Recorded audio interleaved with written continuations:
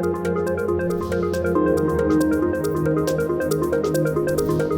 everyone, my name's Hugh Fletcher and I'm from Wunderman Thompson Commerce. Today I've been asked to talk to you about our Future Shopper campaign and the report that we're about to launch into the market. Now, Future Shopper is a piece of research which we do every single year. It's now in its fourth iteration to find out how consumers are buying online and how their future habits will change. Before I go into the results of the report, let's talk about some of the details. In total, we asked 14,000 online shoppers to answer our survey, and these are across the UK, the US, Germany, France, Spain, Netherlands, and Australia. To get a deeper view, we also surveyed 2,000 Chinese online shoppers.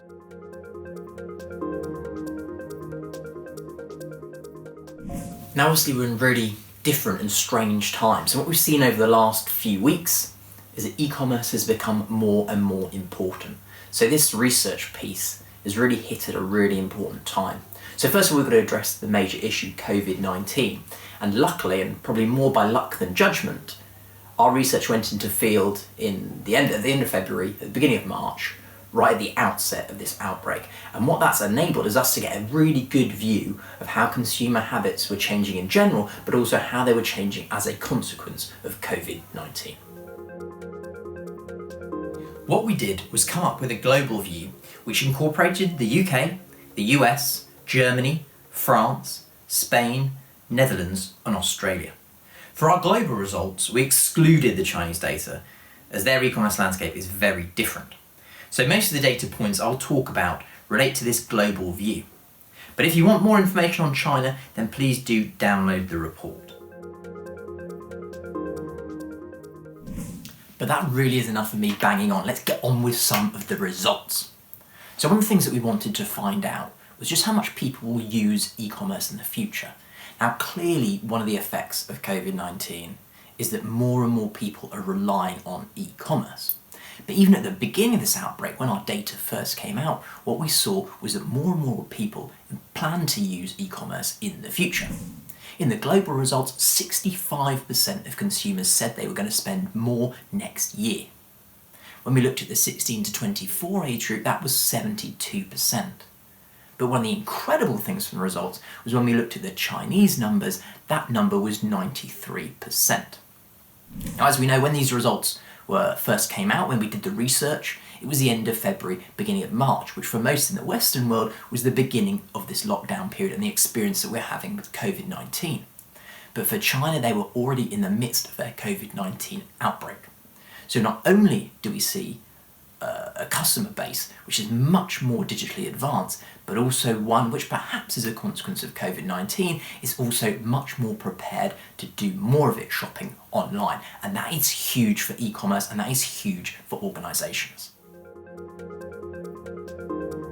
Now, with more and more people intending to use e-commerce to shop in the future, it's important to understand their customer journey.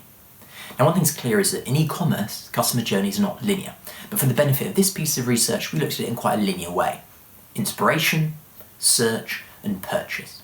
And what we found is that in the inspiration phase, Amazon wins. 52% of online shoppers go to Amazon for their product inspiration. That just edges out search engines, including Google, with 51% of online shoppers using them for product inspiration. Now those numbers are actually quite surprising, because probably we think of Amazon more as a transactional place to go and purchase, as opposed to a place to go and get inspiration. But our numbers are telling us that consumers are going to Amazon to get that inspiration to purchase. Next we saw retailer sites with 20%. Then came other marketplaces at 19%, followed by social media channels also at 19%, and finally branded sites with 18%. Now what is this telling us? This is telling us that brands and organisations operating their own channels need to work even harder to ensure that consumers come to them for inspiration rather than defaulting to the likes of Amazon and the search engines. So now let's talk about the search phase. And what we see here as well is that Amazon is dominant. 63% of online product searches now start via Amazon versus 48% on Google.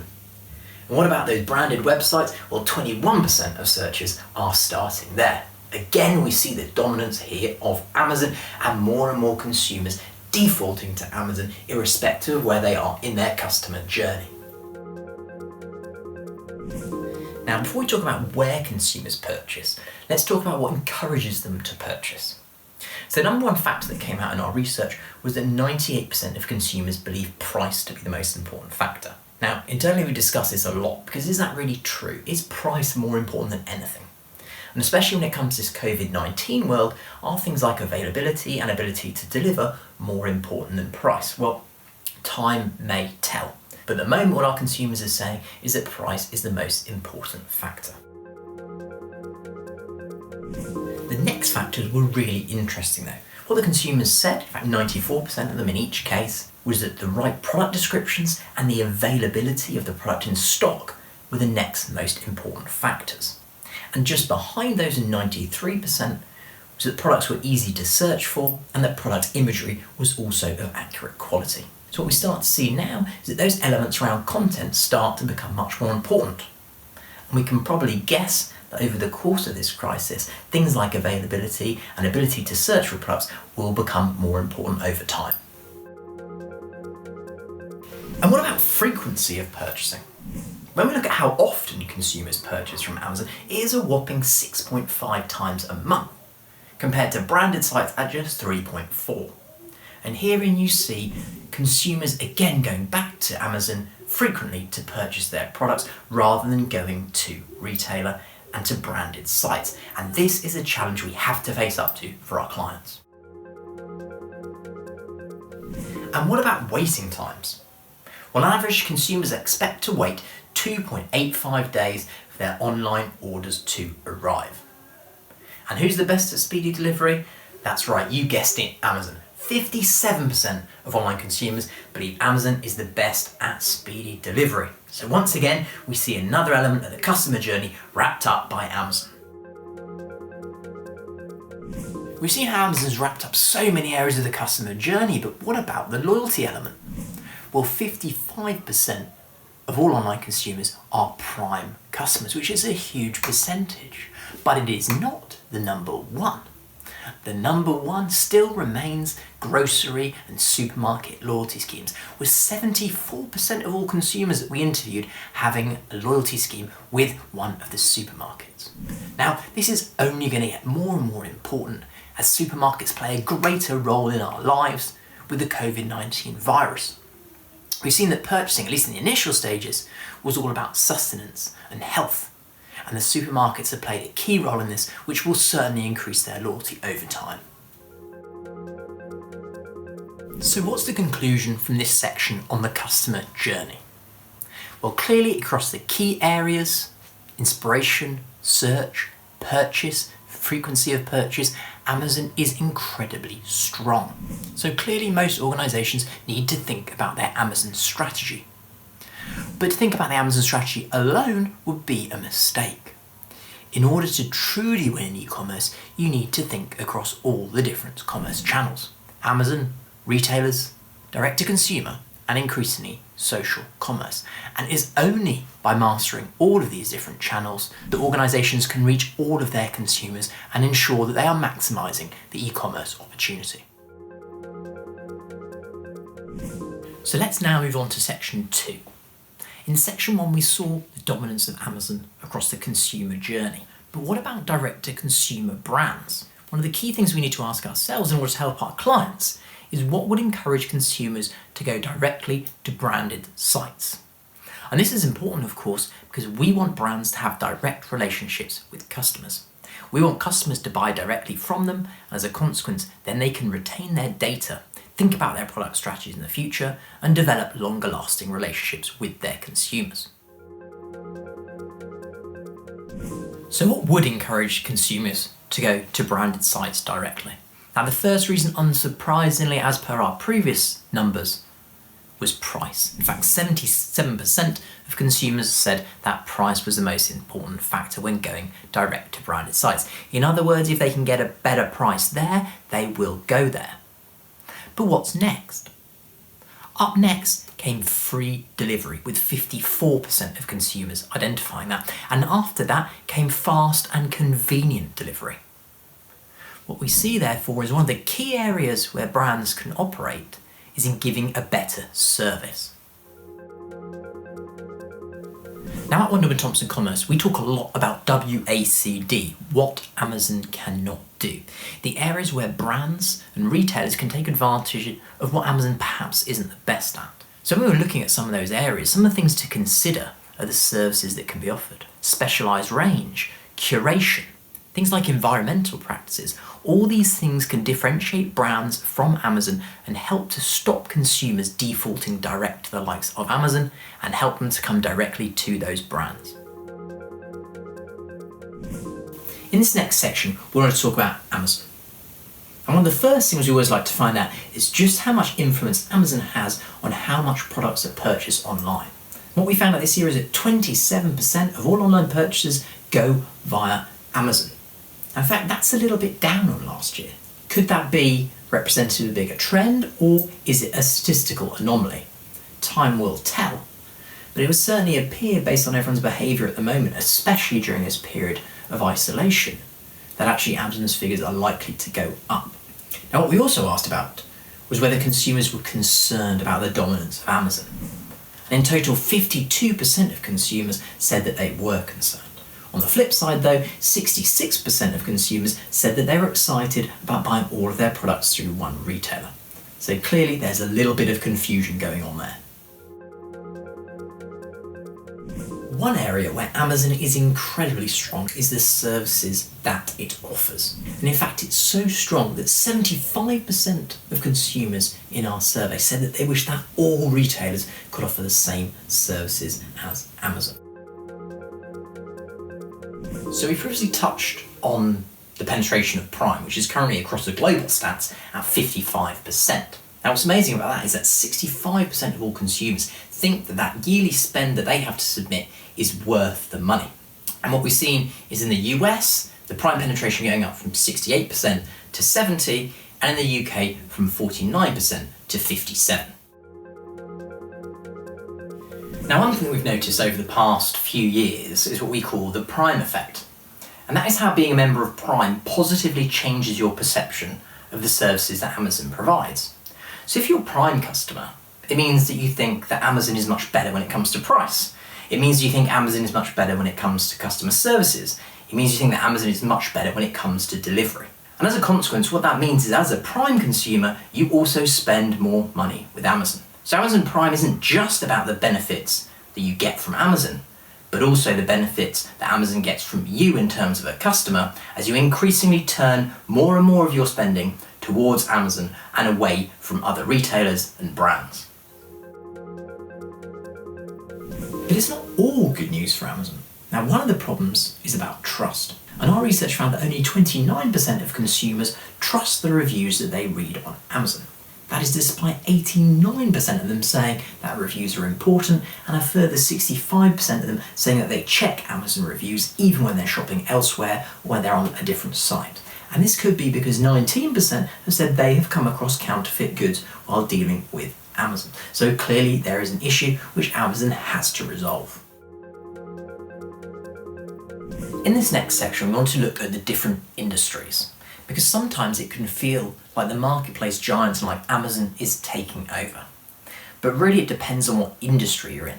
Sure, Amazon is very strong when it comes to digital technology, when it comes to entertainment, when it comes to toys. But in other sectors it's not quite as strong. One sector worth considering is the grocery sector. And what we found in our research was that 40% of consumers said that they would prefer to go in-store than to purchase online.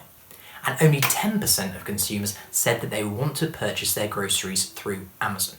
Now, as I said at the beginning of this, our research went out at the end of February, beginning of March, when the effects of COVID-19 were only just starting. So it's probably true to presume that some of these stats will have changed, that our view of online shopping when it comes to supermarkets will have become more positive, and that actually the majority of us would now prefer for our groceries to be delivered rather than having to go into store and to risk our own health. So what we expect to see is in the future, these numbers will change. And then there's the luxury sector. When it comes to online, consumers looking for luxury products would prefer to go directly to branded sites. But in total, 30% would prefer never to go online to buy these products. And again, it'll be interesting to see how this changes over time with the effects of COVID-19, as those luxury shoppers who previously did not want to purchase online are now forced to fulfill their luxury habits via the online channel. In the final section of our Future Shopper report, we look at how businesses need to think about the future and how they need to change. Do they need to innovate? Do they need to pivot? Do they need to think about new models by which they do business? Now, one of the questions we get asked a lot is the high street dead? And of course, that question is even more pertinent now during the COVID-19 crisis. What we found actually is that lots of consumers really still want physical retailing, albeit they want it in an omni-channel way. So 51% of consumers said they would prefer to purchase with retailers who had both physical and online stores. The problem is with physical retailing is that often it doesn't really give customers what they want. In fact, 52% said they wished that retailers could be more innovative with the way that they use technology. And 42% said they would be more inclined to spend more if organisations use digital more effectively. Clearly, the way that we shop physically is going to change in the future, and that's especially true when we think about COVID-19 and social distancing. And one of the trends that was starting to come through anyway was that consumers were excited about things like cashless payments. So 44% of consumers said they were excited by it. A further 58% of consumers said they were excited about the concept of not having to queue in stores, things like Amazon Go. And these numbers will certainly increase as we start to consider people's fear about going into physical stores, and how in future they may still need to go into those stores with the COVID-19 virus still around. Many organisations will need to think about how they embrace this technology to truly improve their customer experience in physical retailing, but also to safeguard their customers.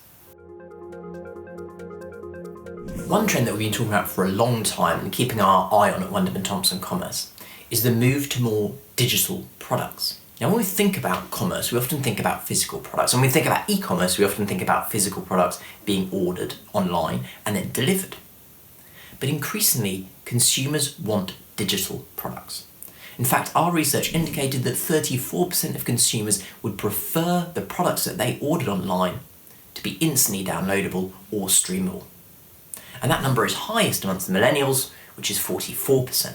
So the question we often ask our clients and our prospects is what parts of your product or what parts of your experience can be digitised? If we look at the film industry or the digital content industry, what we've seen is that it's moved from physical products to digital downloads. And as a consequence, people like Netflix are really winning when it comes to COVID-19 because they can continue to sell, but can continue to safeguard the health of their customers. Another change in business model worth considering is the subscription model. Our research found that 58% of consumers have between 1 and 3 active subscriptions, so clearly it's a very popular way of doing business. But interestingly, only 13% said they were actually happy with the subscription experience they were getting. So while there's been lots of talk about subscription, while we see lots more of it in the market, there is still some work for organisations to do to make sure they're giving consumers the experience that the consumers actually want. Another trend we've been keeping our eye on for the last couple of years is the rise in the importance of ethics and sustainability and the environment. And clearly with the outbreak of COVID-19, that has never been more important. And what we can see is that consumers are telling us that the ethics and the morals of the companies that they're purchasing from is seriously influencing their purchase behaviour. In fact, 71% of consumers said that they wish that organisations employed better environmental practices, and 55% of them said that they were more inclined to purchase from organisations that had good ethics. Now, this is particularly important amongst the younger generations. Last year we ran some research into Generation Alpha, who also talked a lot about how important the ethics and the morals of a company were. So one of the things we advise to our organisations in terms of prospects and clients is to think about how they can A, promote what they do in terms of the environment and their ethics and morals, but also B, look at the way that they can improve them. because in the future this will be a major factor in determining whether consumers purchase from them. Another area worth looking into is social commerce. When we talk about balanced strategy across e-commerce, we talk about marketplaces, retailers, direct-to-consumer, and increasingly social commerce. Now, interestingly, in some research that we did last year into digital commerce leaders, we found out that 70% said that they had a social commerce strategy. Now, that's certainly not what we're experiencing anecdotally, but if that is the case, that is great news, because social commerce will certainly become more and more important as time goes by. We already know from this research that 42% of consumers will actively recommend products via social media. But it'll be interesting to see also how COVID-19 affects social media and social commerce. What we started to see is social media being used much more as a force for good as opposed to a method to promote and push products. Nonetheless, it's really important that organisations start to think now about what their social commerce strategy will be in the future and start to get the infrastructure in place that will enable them to sell via this platform. If you ever heard one of our e-commerce trends presentations before, you'll know that at Wunderman Thompson Commerce we talk a lot about zero UI and voice. We really believe that the voice interface will become more and more important when it comes to commerce. And what our research indicates is that 27% of consumers have already used a smart assistant and a voice device to purchase online already. A further 19% indicate they're going to do this in the future. So what we can see is that voice will become an increasingly more important part of the e-commerce mix as time goes by. And it is really important that organisations need to start thinking now about what their strategy is. What's their zero UI corporate identity? What's the technology infrastructure they need to be able to deliver through voice? In this section, we've talked a lot about new innovations and new business models. Now, it can be quite hard in this current environment with COVID-19 to think beyond cash flow and survival. But it is really important that organisations take the time to plan for the future and plan for what consumers will want in the future. It is vital that they think about innovation and think about when they need to pivot with their business. Because while we feel like we're in crisis at the moment, we hope that in the future we'll come out of that. But the world that we come out into will be different, and consumers will demand different things. So it's really important that organisations start to invest now, start to innovate now, so they can supply to their consumers the experience that they want. Okay, so that's it on Future Shopper 2020. I've walked you through a little bit of the customer journey from inspiration to search to purchase. We've talked a lot about Amazon and its dominance. We've talked also about direct-to-consumer brands and how they can react. We've talked about different industries and how dominance depends on what industry you're operating in. And we've talked about how businesses might need to pivot and innovate in the future. I think what we can see from this research is that consumers are increasingly relying on digital commerce. And that is even more true with the COVID-19 crisis that we're currently going through. Our CEO Neil Stewart says every business is an e-commerce business, and that is certainly truer than ever. So what we want to do is make sure that all of our clients and all of our prospects know just how important it is to have the right infrastructure and the right strategy in place to take advantage of e-commerce. And that's where Wunderman Thompson Commerce comes in. So if you think that any of your clients would benefit from hearing about the future of commerce, if you think any of your clients would benefit from a bit of a G-up in terms of their e-commerce strategy, then please do get in contact with us. If you also think that you'd like to hear more about some of our research and some more about our thoughts for the future, then please do contact us. And we can try to arrange some kind of meeting or video conference where we can run you through some more of those results and present to you our view of the future. I think it's really important now that all organisations start to understand just how important e-commerce is. You can see that those who have been successful in this current crisis are those that already had the infrastructure in place, that could sell at distance and were able to pivot their businesses. That's all from me. Thank you very much for listening, and please make sure you stay safe and healthy.